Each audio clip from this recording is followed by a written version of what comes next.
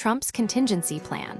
How a ground invasion could seize Iran's nuclear material. Former President Donald Trump reportedly considered a high-risk military operation to seize Iran's highly enriched uranium, a move experts now describe as incredibly complicated and ultimately infeasible. While the White House shared few details, intelligence sources and military specialists paint a picture of a logistical nightmare fraught with danger for American troops. The plan involved potential ground deployments, likely under the guise of enforcing a non-existent peace deal. The imminent deployment. Troops and targets. Pentagon plans included deploying up to 3,000 soldiers from the Army's 82nd Airborne Division, specializing in rapid deployment to the Middle East. The operation, if authorized, would target at least 10 key nuclear sites: the Isfahan, Arak, and Darkhavin research reactors, Natanz and Fordo enrichment facilities, Sagand, Chine, and Yazd mines, and the Bushehr power plant.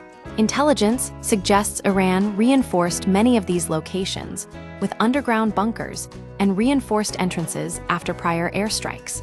The nuclear material. Where it is and what it means. The majority of Iran's 60% highly enriched uranium is believed to be stored in Isfahan, sufficient to support a self-sustaining nuclear reaction. Other facilities hold varying levels of enrichment, with the Bushehr power plant containing lower concentrations. The material is stored in large cement vats, some potentially damaged, requiring heavy excavation equipment for retrieval. Why this matters? Iran's enrichment levels are edging closer to weapon-grade material.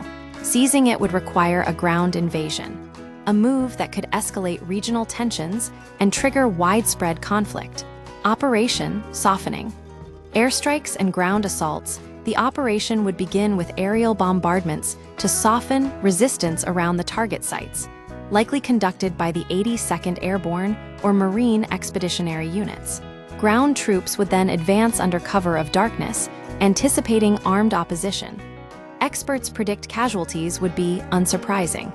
The most dangerous phase would involve physically retrieving nuclear material, requiring specialized forces like Delta Force or SEAL Team 6. The retrieval.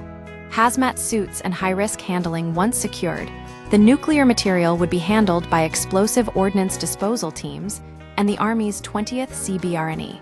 Command, equipped with hazmat suits and radiation detectors. Damaged or unsealed material would ideally be left in place, as handling it poses additional risks. Why this is complicated? The logistics of securing, transporting, and storing highly enriched uranium in a war zone are immense. Any breach in containment could result in widespread contamination and further escalation. Transport and storage.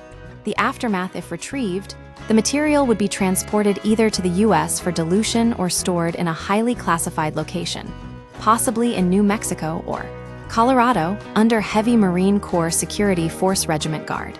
The Department of Energy and the Defense Threat Reduction Agency would likely oversee storage. The verdict. A risky undertaking. Experts agree that seizing Iran's nuclear material through ground invasion would be very dangerous and infeasible. Trump's willingness to authorize such a risky operation remains a concern, given the potential for catastrophic escalation. The plan, if executed, would likely result in high casualties and could destabilize the region further. The situation underscores the precarious balance between military intervention and diplomatic solutions in the Middle East. The risks of a ground invasion outweigh the benefits, making it a last resort option with devastating consequences.